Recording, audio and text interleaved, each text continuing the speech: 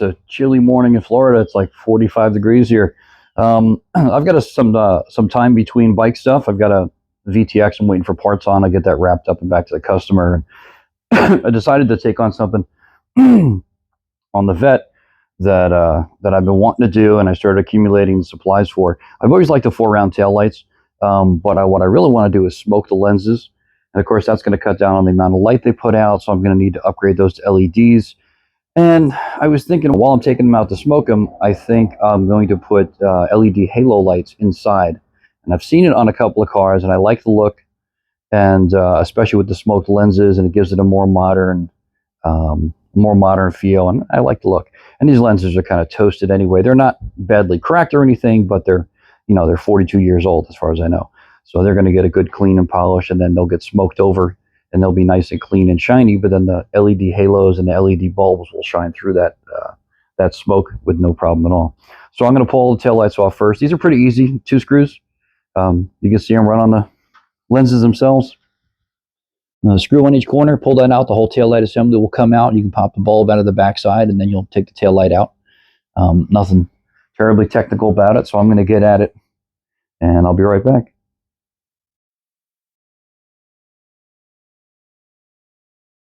All right, so I went ahead and marked these with 1, 2, 3, 4 to keep the halves oriented in case they get separated. If I want to decide I want to polish the lenses while it's apart, which I probably will do, because once it's glued together, I won't want to be manhandling it too much.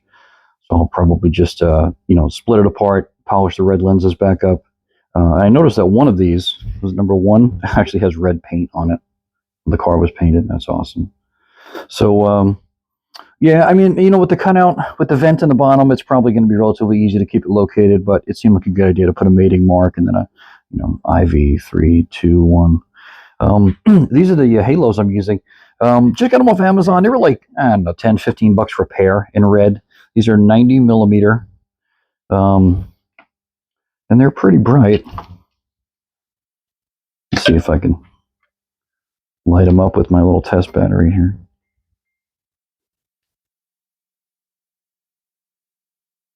If I had thought about it, I would have had this set up to demo it beforehand, but I didn't, because planning is not my forte this morning.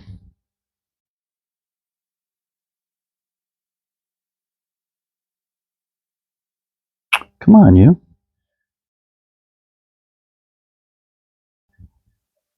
This is the bad thing about shooting YouTube videos, is trying to do this stuff one-handed. It always drives me crazy watching people in videos trying to do stuff with one hand to hold the camera in the other. You can see they're good and bright. It's a nice color. So they're going to function as the parking lights on all 4. Originally, these cars, only the outer 2 lit up for parking lights, and the outer 2 lit up for brake, and the center really just functioned for the backup light, because that has the clear center section in it. So I'm going to have all 4 parking lights running, and then when the brake lights come on, the inner bulb on the outers, the all red lenses, is still going to light up, so it'll give you the additional signal, and those are LEDs, like super bright, so that should be fine. And I'm using whites inside the red lens, so again, when you're on the brake or on the turn signal, it'll get a little more light out to overcome the smoke once I smoke the lenses over. The only thing I'm debating still is running whether I run the parking lights still on the LED in the center, because when the parking light's on, ideally all I want to see is the halo. I don't want to see that red bulb in the center lit up. So I may disable that circuit on the LED bulbs that are going in the outers. Those are LED 1157s. I've got a bunch of those guys.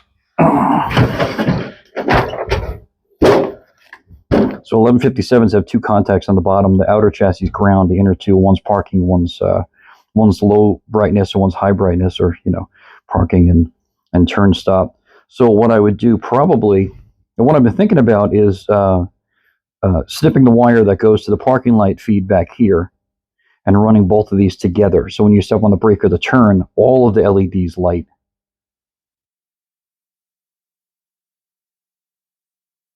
With a little extra brightness. So, and actually, now that I think of it, I don't know whether it gets any brighter. I'm going to have to use the tripod. Hang on a sec. Fuck. So yeah, so the chassis, the outer housing is ground, and the inner two give you either brake or park, single bulb, double bulb. But if I touch both, do I get, yeah, I get all 3 layers. So I'm definitely going to do that. I'm going to snip the parking light feed into the bulb socket and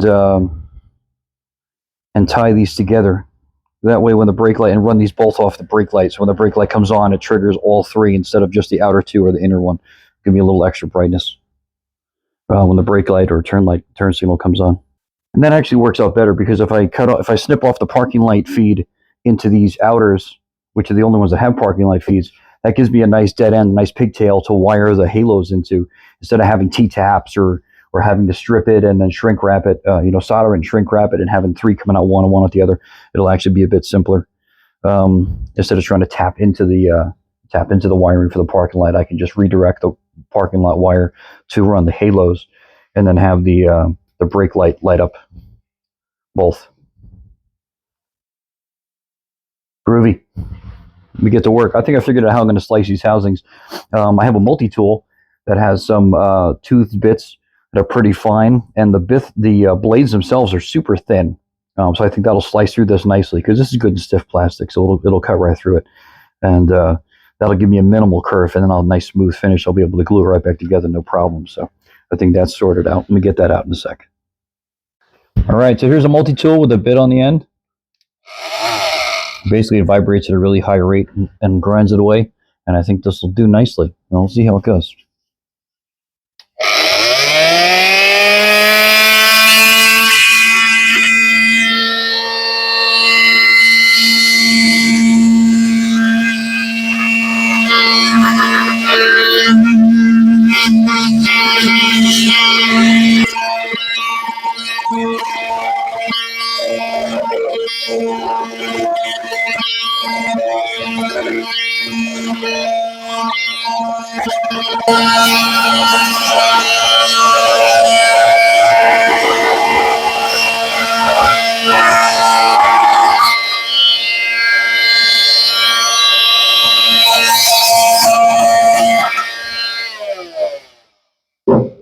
Perfect.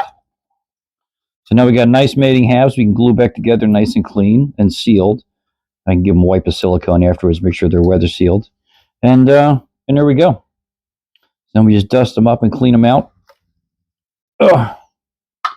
And then we can glue the halos in there, which should just fit. If they don't, I can always get a smaller set, but yeah. Yeah, that'll work. I may have to knock a little bit of corner off of that just so they don't oval. Yeah, they're a little bit ovaled right now. Oh, actually, no. Here it goes. Perfect. Outstanding. All right. I'm going to cut the other 3 apart rather, and then get to cleaning. All right, so these guys got a little scrub-a-dub-dub in the sink, all nice and cleaned out. I didn't go crazy getting the back sides too clean. I'm going to see those anyway, but the insides are nice and clean. You'll notice on the brake turns on the outsides, a lot of the inside silver finish has come off. I'm not sure why. That looks like water has gotten in there, crept in there, probably coming in those seals. But this thing's not going to see the rain much. And I've got new pigtails going in with new seals, so that's not going to be an issue. I am going to touch these up with some fresh light silver paint on the inside. Lenses cleaned up nicely. That one almost looks newer. Just the one with the paint on it, a little bit of D-lam on it. But we'll clean that up before we get the nice shades, the spray tint on it. That's actually hasn't gotten here yet, so I can't finish this job. But I can get the halos mounted and get the housings glued back together. And yeah, the backups actually had a couple little hairline cracks in the clear, but you're not going to see that once it's tinted over. So let me get a little bit of light silver paint, and I'm going to I want to protect these bare rims because that's where it's going to get glued back on. So I don't want to paint that area. Let me get some tape and that paint.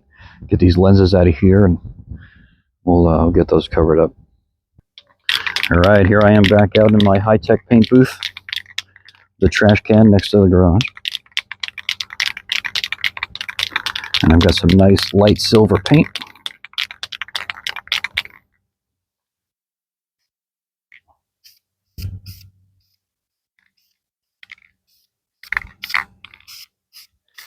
Nice dust coat, just to get some tack and get it to stick. I want to lay it on heavy. I want to give it some bite. Let that sit and flash over. You know, that's the good and the bad about rattle can paint, is that it flashes quickly, which means that, you know, it starts to cure, harden almost immediately. So unless you lay it on super thick, it's harder to get runs with. Although, you know, cheating like this and just whipping a can around is not the way to avoid runs. But that's a good thing, is that overspray is usually a minimum. So, you know, yeah, I'm outside and this stuff's blowing around, but I'm not worried about dusting my truck or anything else with it, because by the time it reaches 10 feet across the driveway, it's already dried. And that's the bad part about rattle can paint, and why you can't get a nice smooth orange peel free finish, because it really doesn't have much time to flow out and gloss over like professional, you know, auto body paint. Other than, of course, you know, the poor atomization out of the nozzle and all the other things that benefit from using a professional gun and professional paint. But part of professional painting is that, you know, there's cure time for paint. It doesn't flash for, you know, 15-20 minutes, so it's time for the surface to flow out and get super smooth and glossy, especially shooting clear. Whereas rattle can paint tends to flash really quickly, so it never flows. You end up with tons of orange peel. Alright, this is flashed pretty good. Now I can give it a decent coat. Wait for a break in the breeze here.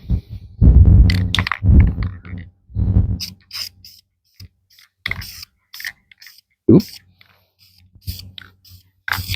That was a bit heavy in that one spot. And this is a pain in the ass about rattle can paint. The nozzle's really unpredictable.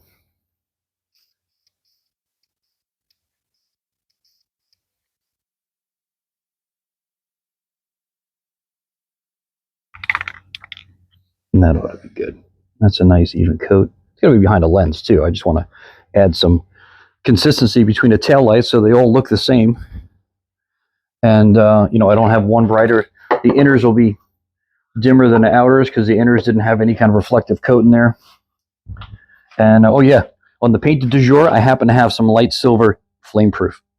Definitely not needed inside a taillight housing. But you know what? It's not going to see the elements. By the time that paint ever comes off of this plastic, if it ever does, I'll probably be long in the ground. And that's fine. You know, really a project like this, it isn't rocket surgery, as I like to say. You know, if these come out like crap, or I break a housing or something happens, these aren't that expensive. You can buy a set of taillights for, you know, $100-200. But I wanted to do halos, and I wanted to do it myself, and because that's just who I am. And we'll see. We'll let this paint set up a bit, and let's see how see what the outer lenses look like here. He's cleaned up pretty nice. Nice and clean, inside and out. They sat out in the sun and baked for a little bit. So now I can start dropping these halos in, and I'm just going to glue them in place. They'll fit right around this outer ring, which is perfect. So they'll sit against the ribbed section up here. Ribbed for your pleasure. And I'm going to glue them in and let them sit and bake a little bit. All right, so here's where we're at. Clear Gorilla Glue. This is good stuff. We'll see how well it works, but it's stuck to everything else I've used it on before. Halos are all glued in. You'll let this stuff sit and go about 2 hours or so. Those are cleaned, painted, prepped, ready to go. Nice light, bright silver. And the wiring in the back of the car is modified. There's my pigtails coming out for the halos. Let's see if we can see any of the connections. Are all shrink connected. And you'll notice I have the brown lead, which is a parking light, and the yellow, which is the right turn or brake, is tied in. Oh, it's right yellow on this because it's an aftermarket socket. They're tied together, so it'll light both sets of elements in the bulb when the brake light or the turn light comes on. But parking on both sides, I use the other end of that brown lead and tied off, and is running both the halos. So the halos will function as parking lights, and then both elements of that 1157 LED bulb are going to light with brake return. So that'll give me some nice bright lighting back here. This halo is a good bright too, and I'll have 4 of them instead of the factory just having the 2 outside lights light up for parking and brake turn. And then the centers were really just backup lights. That's all they did. Just kind of bogus. So we'll let the glue set up on the halos, and I'll glue the housings together. And I realized that the vent that's cast into the bottom of all these taillights is a perfect little escape chase for the wires to come out. Faces down the bottom too, so outstanding. It'll let the housings breathe, and it gives me a place to poke the wires out without having to drill the back of the housings. Add another entry point for water. All right, talk to you later.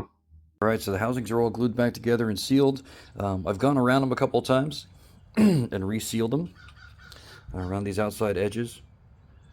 Some of the cuts left a little bit of a gap, the curve of the saw blade, so I went around and resealed it. Make sure it's waterproof running outside. It's good and glued together. See that curve right there? Just wouldn't close.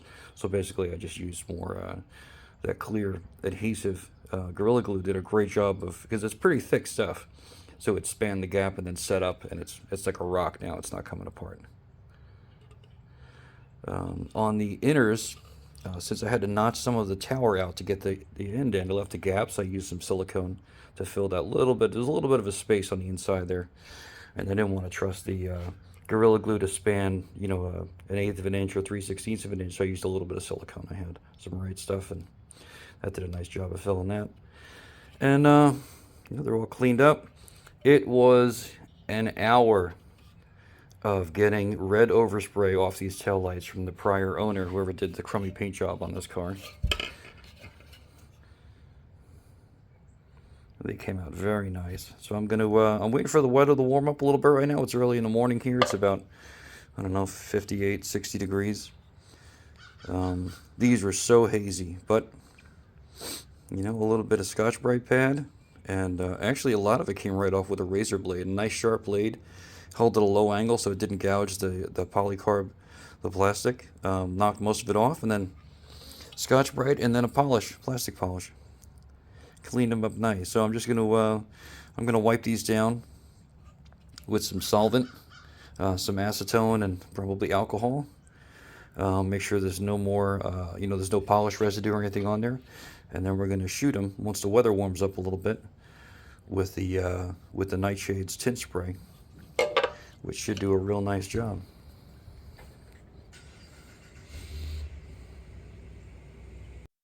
All right, we're getting all set up here, and weather's warming up nicely. It's about 65 in the garage here. A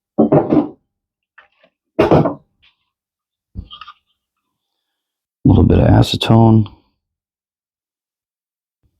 Make sure we don't have any polish left on the surface at all.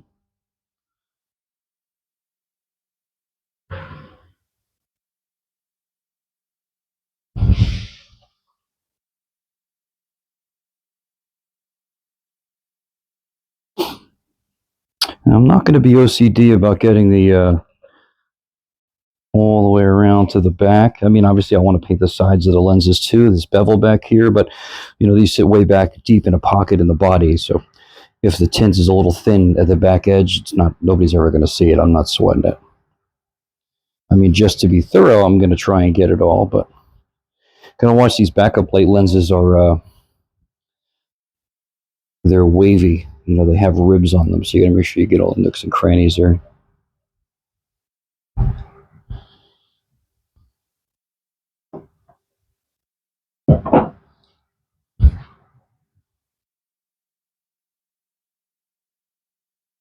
My only concern is that you'll notice the lenses are different for the inner backup lenses and the outer lenses. The inners actually function as reflectors, so they've got this kind of textured finish.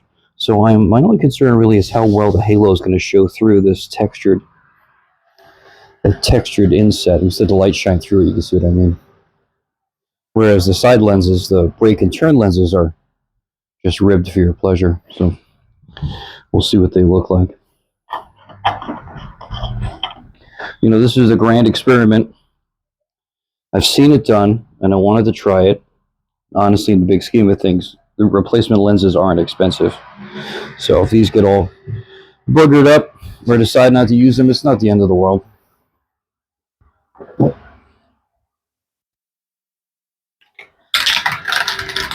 And of course, the garbage men are picking up trash. Have just hit the block, and they're getting loud here, so I'm going to pause the video, let them do their thing, and I'll be right back. All right, so they're back. I'm back to doing my thing. I'm just going to throw a little light piece of tape over these connectors so I don't get any spray on the terminals.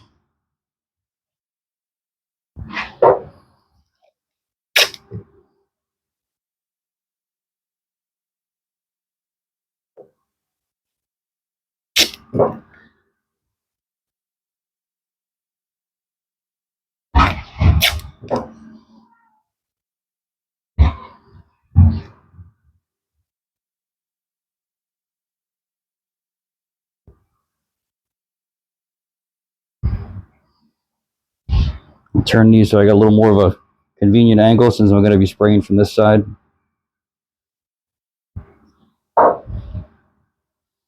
And I think I'm going to go around the outside, hit this side first since that's the hardest to get to, and then I can finish it from here.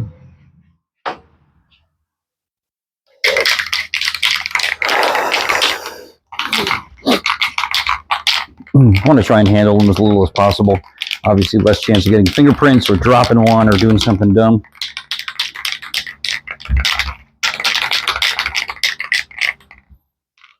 And this is VHT nightshades, generally pretty good stuff. My only question is how it's going to come out glossy enough. If it doesn't come out glossy enough, then I'll have to put a coat of clear on it, but this should be fairly glossy when it's done.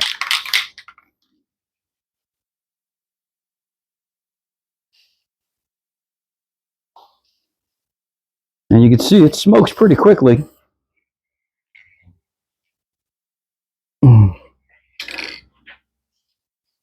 Doesn't take a whole lot. And I'm just getting these sides thoroughly. And I can focus on the lens. And as I shoot the main surface of the lens, it's going to, it'll overspray onto the sides too.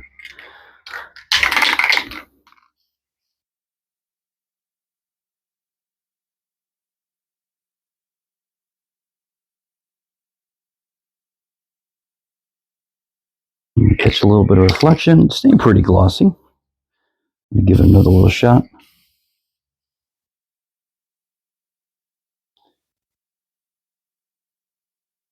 And the place it looks thin. Looks like a good coat. And as you can see, it doesn't take much. These suckers darken up pretty quickly. I'm about 8 inches away, 10 inches away, and I'm going to let that sit. They don't have to be black, that's fine. I just wanted them to not be bright red. And you can always put another coat on, but you can't take it back off. So I'm going to let this sit and dry, see what it looks like. It looks like I've got a nice gloss on it, so I'm happy about that so far. And we'll touch back when it dries. It should be dry to touch in about an hour. I don't think it's going to need another coat. That looks nice. I'm pretty happy with that. All right, so here's the finished result. Basically, got the taillights back in. Before I tightened the screws down, I went around back, made sure all the wiring was clear. Those little, like 22 gauge wires that come with the Halos, they're probably pretty easy to crush. So I made so those are routed all the way through the hole in the back of the pocket, and now I'm going to zip tie them up. Nice new black screw heads. Well, I mean, painted screw heads.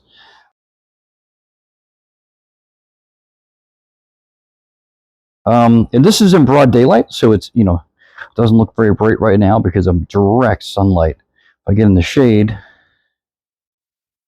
my big ass over here, you can see they're quite bright. And yeah, those backup ones, since it has a textured lens, the reflector lens, it's a little more dispersed, but we'll see what they look like at nighttime. I'll come back with some nighttime shots too. Right now, I just want to get under and zip tie the wiring up, make sure that's all nice and tight and out of the way. And I'm pretty happy with it. I like it. All right, so you can see these are nice and bright at nighttime. I could probably even go a shade darker.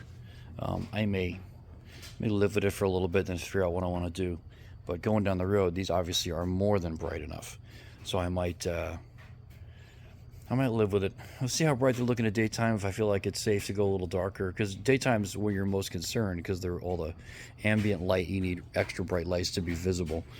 So I'm going to live with it for a little bit, and I may end up adding another layer. They're easy enough to take out and shoot again, so we'll see what happens. I'm going to let it ride, but I'm generally very happy with it.